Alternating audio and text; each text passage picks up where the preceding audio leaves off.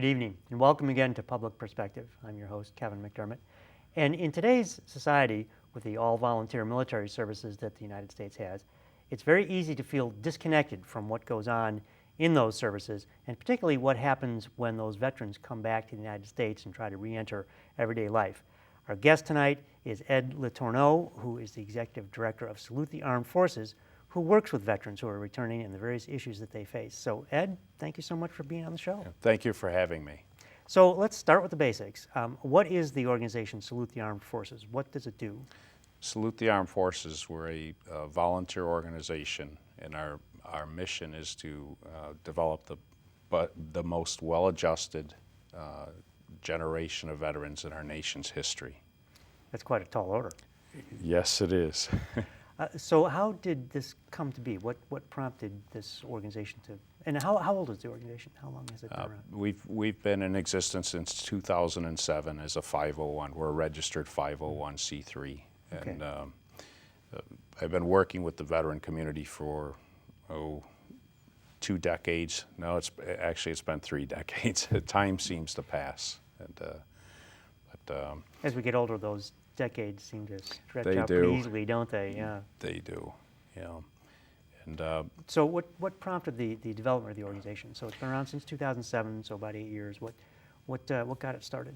well, I went through an interesting time in my life. And you were the driving force behind starting it, correct? Yes, yes. I went through a very interesting time where I was involved in a pretty serious car accident, and as a result of that, a little while, maybe 6 months later, just coincidentally, they detected something that basically I got a double death sentence with medical reports, and so that was a very trying time in my life, and obviously I'm healthy here. Clearly, it was a false alarm. It right? was You're a still false here. alarm, but it was an awakening for me. And during that time, you go through this whole list of things in your life, what you've done in your life and what you haven't done in your life. And one of my deepest regrets going through that list and through that trying time was I had never served my military. So you yourself were never in the armed forces, correct? No. And I wanted to, and actually at that time I actually tried to sign up, believe it or not, and unfortunately They kind of chuckled and said, they yeah, kind of you're did. a little older than I what was we're ready. looking for. Yeah. I had missed that time in my life, and so I got to thinking about what I can do, and so I developed Salute the Armed Forces and went to work for the veterans and learned a lot. We took on a few service projects and in the local communities, and through that process we've just evolved. And Now, you talked to me before the show about a very interesting project early in the history of this organization, the Ford Memorial, that I thought was really striking. Why don't you talk a little bit about that? yes, the Ford Memorial Project, that was for a fallen Vietnam-era soldier, and this particular memorial was located in the western suburbs of Chicago, and that particular memorial fell into severe disrepair, and actually it was forgotten. The area there, the woods grew up literally around the memorial, and the memorial was a bronze eagle with an American flag, and it was so bad that literally the kids were shooting at the flag. There were literally holes through the flag, and so Now, I mean, that's bad on so many levels. I know. I mean, shooting holes in the flag is well, one of the things that strikes me about this is that this is a Vietnam-era veteran. So that war ended in 1975. That wasn't that long ago. That's 40 years. So it's already fallen into neglect and had in fact been forgotten. Yes. And many Vietnam veterans are still alive, still with us today. And so how is it that these things happen? I mean, how does something like that get neglected to that extent? I really don't know how this slipped through the cracks. It just, the woods grew around this particular area, and it fell off the radar, so to speak. And so a friend of mine in that community picked up the phone and called me, and he knows that I have a background in construction, and So all I did was have to hear that, and literally I put together a team, raised the funds to do the project, design the project, and got the project done. And it was pretty intense getting that project completed, but it's a very nice memorial today. And who maintains it? Does your organization, or is it the park district? Or? The VFW, as well as the park district in that particular town, maintains that now. But during that process, I worked with many. It was mainly built by veterans, and of all different eras, from Vietnam era all the way to Iraqi theater veterans, as well as Afghan veterans. But during that process, I've learned a lot, and I've been in the construction industry all my life, and I had the people that I had helping me there, the veterans. They literally, I saw their different struggles, and some of the struggles were just clear thinking. Others were just a little lack of confidence, and there were yet other struggles that they just one in particular, it was a financial struggle that this person had, but yet they were so dedicated that they would come to this memorial every day and work on that. For no pay, I'm assuming. For no pay, Yeah. no. And the teamwork there, it really developed some very good relationships. And so after completing that project, I really put a lot of thought into the different areas that I saw these veterans struggling. And what ended up coming out of all of that is I developed, at my organization, I developed a series of modules, it's called the 5-Star Program, and there are 5 major categories where I was able to identify where veterans are hitting that obstacle in their life where they never go on to the next step in their life to lead a very peaceful and successful life.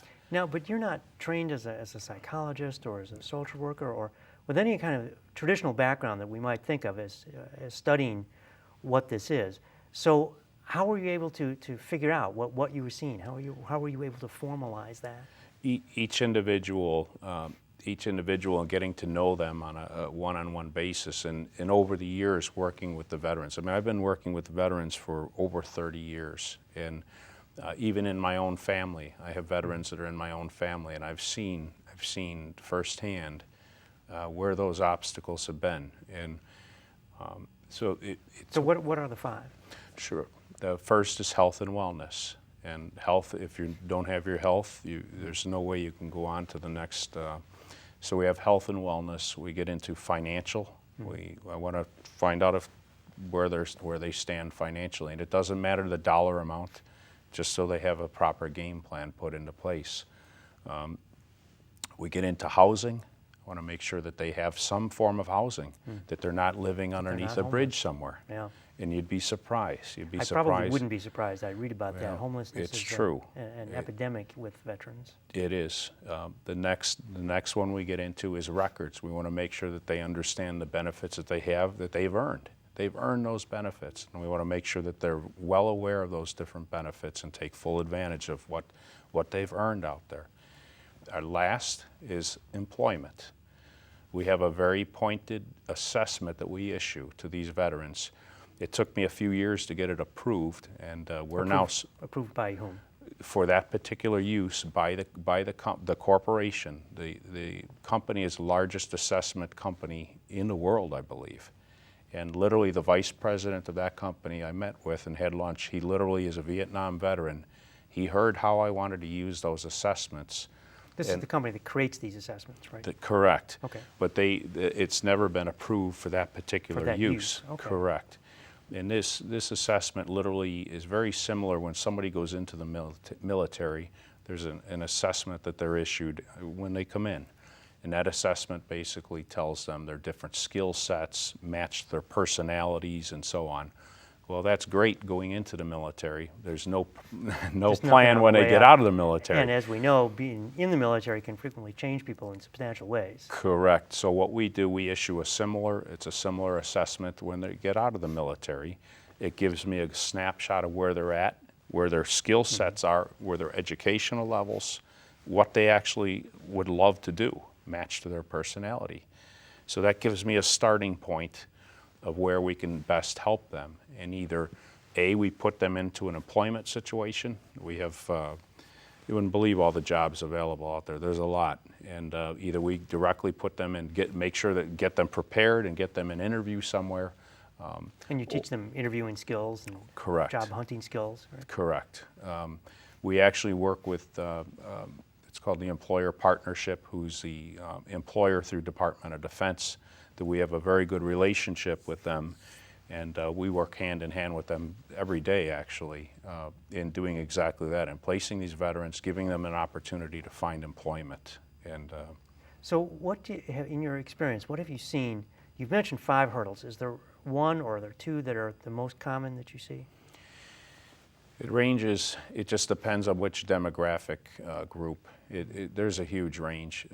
Right now I see, you know, the post 9/11 era veterans, they're hitting financial issues. I mean, when somebody serves in the military, most people don't realize they're actually earning what the poverty level is.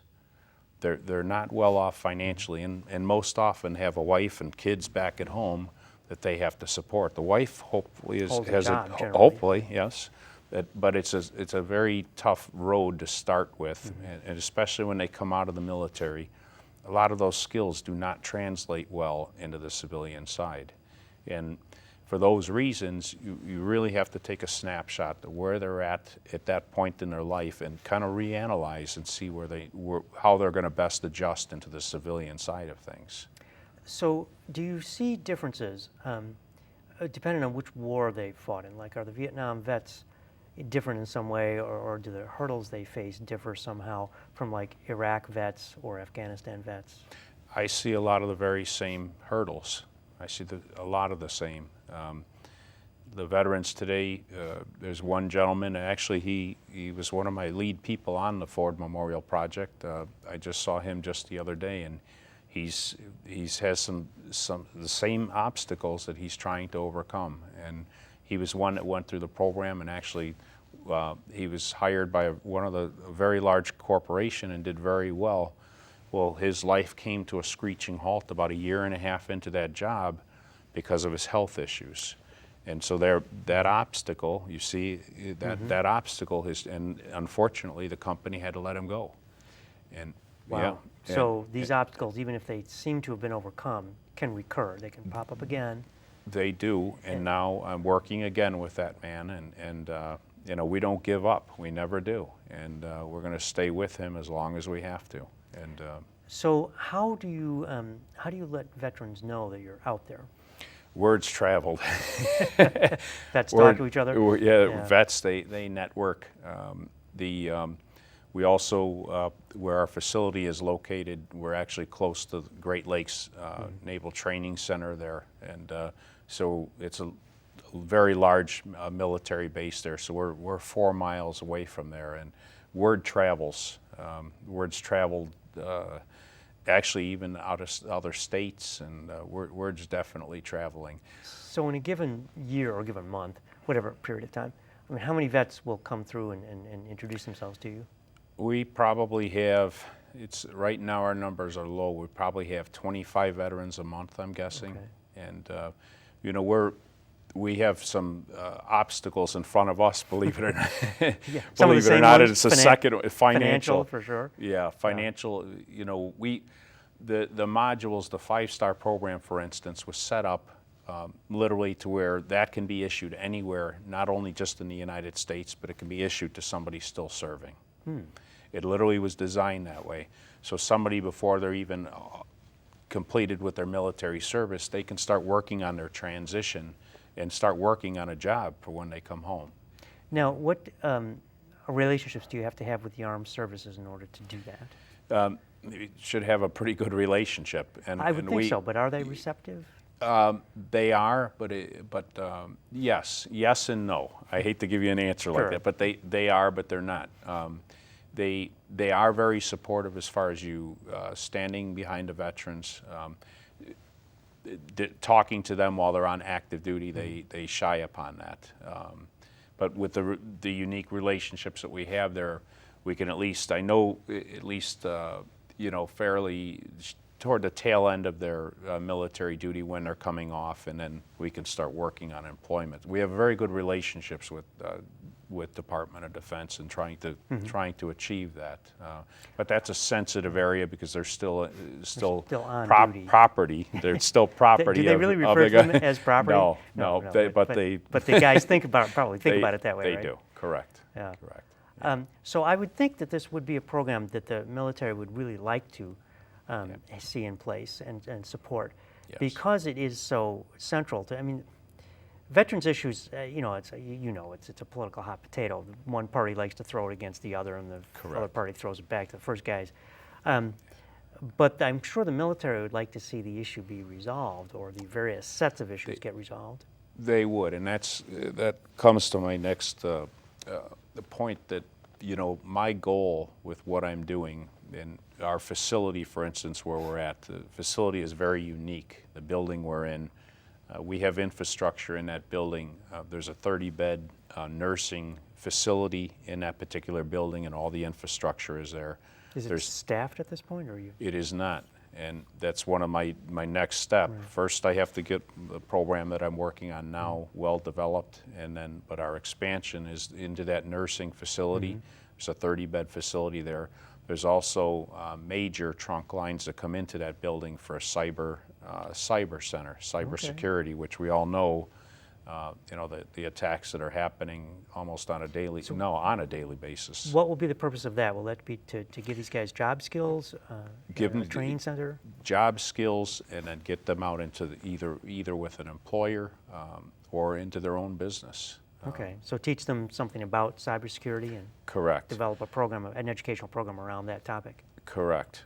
What I'm doing there at that particular building, that's where we're doing our 5-star program right now, and 5-star are those 5 elements that you make, the 5 hurdles that the vets have to overcome. Correct. Right? And right now we're placing them into employment roles.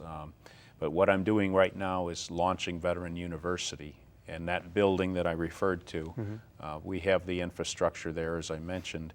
At Veteran University right now, we're literally opening a training center in the building trades, literally a hands-on vocational boot camp.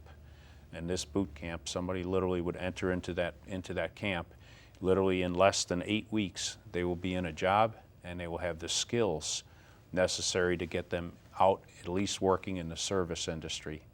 Right now we're focusing on the plumbing industry, and that's how I earn my living. I know that industry very, very well. And there's a similar school that I studied that's in the continental United States that is doing very well in HVAC right now, and heating and air. And they run about 80 students through there a month. Through their program. Through their program. So we've studied that, and we're going to morph that. We've already been in discussions with them, and we're going to morph that literally right here at our location. In the building trades, in the plumbing industry. Well, and as I'm sure you know, one of the great things about these building trades is that it's very hard to outsource these to some other country. Correct. You're not going to call China to get your plumber. You're going to call the guy in the neighborhood. And those skills, they're not being taught in the schools. All the high schools, for instance, they've closed all the vocational programs. Which I think, by the way, is a mistake, but that's It a whole is, different show, I know. right? It is. But I've noticed another pattern in our assessments that we've been issuing. About 50% of those assessments that we issue, it also, I wanted to mention earlier that in that assessment it also digests it's actually 10 different career choices, but it highlights 3 of those. So it identifies where they would do very, very well, what exact specific careers they would do well in. Well, over 50% of those assessments have digested them, and the results are that they would do very well in the mechanical trades. Over 50% Over of the 50%. veterans who take these assessments. That's correct. Interesting.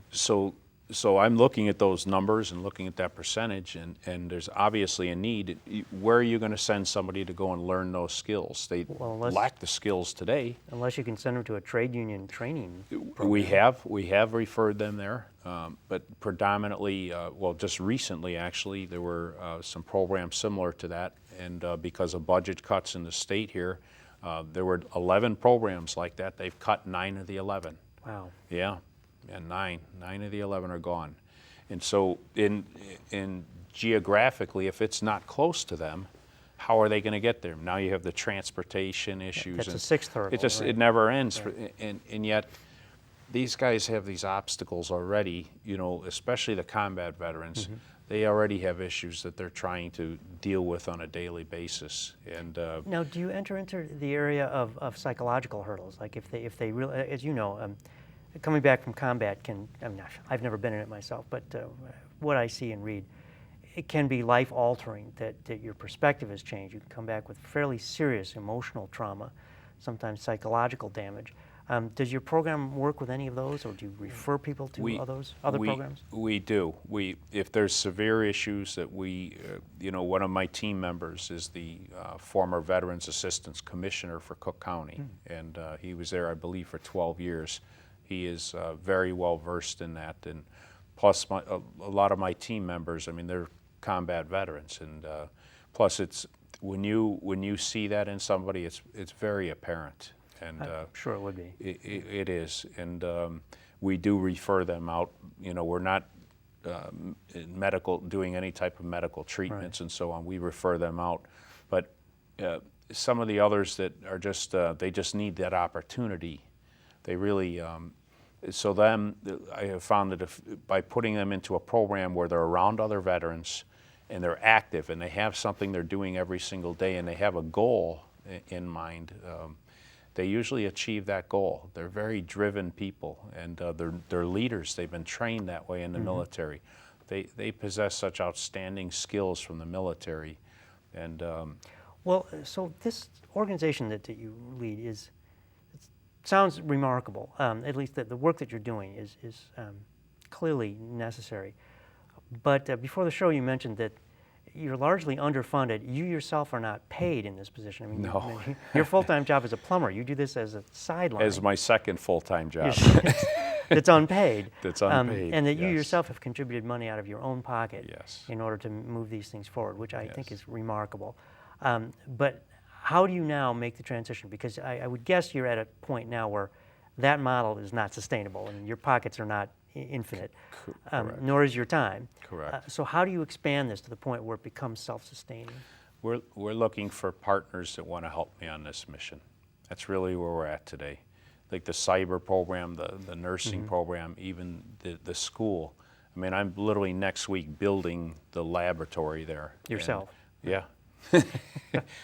Yeah, myself and some other vets. Yeah. And but I am hitting a hard road, and it's very interesting. This is the most challenging thing I've ever done in my life. I And can see that. it is, Yeah. and I'm not going to give up. I'm just not.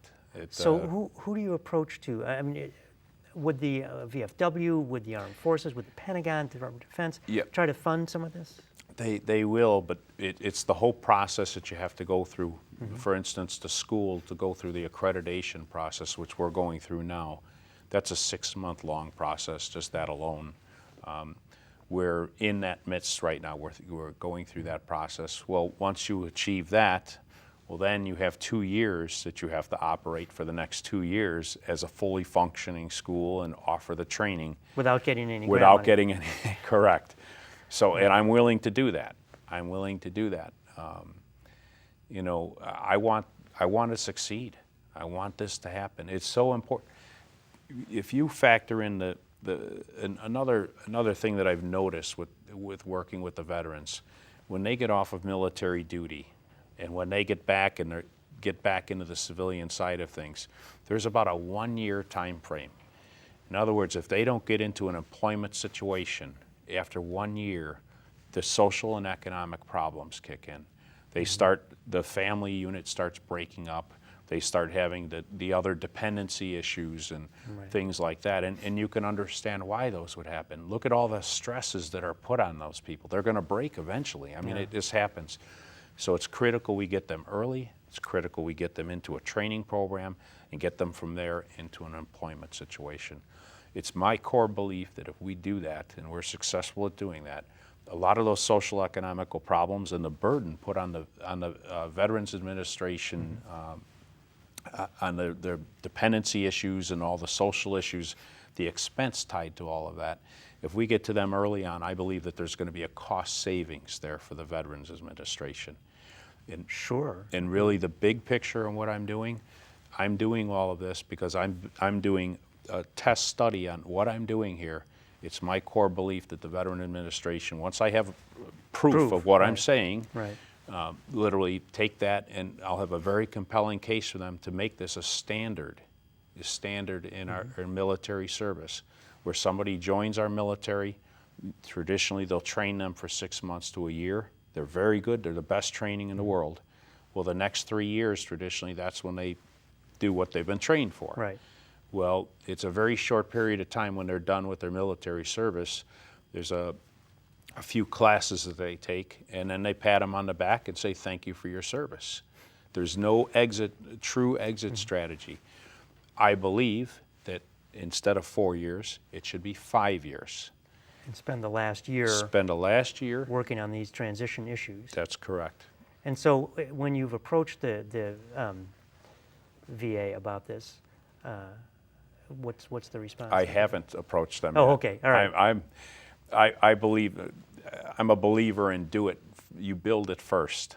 Okay. Then they will prove it out. Prove then it go out. to them and say, exactly. Hey, here it is. It's working. Yes. We need to have you do this. Yes.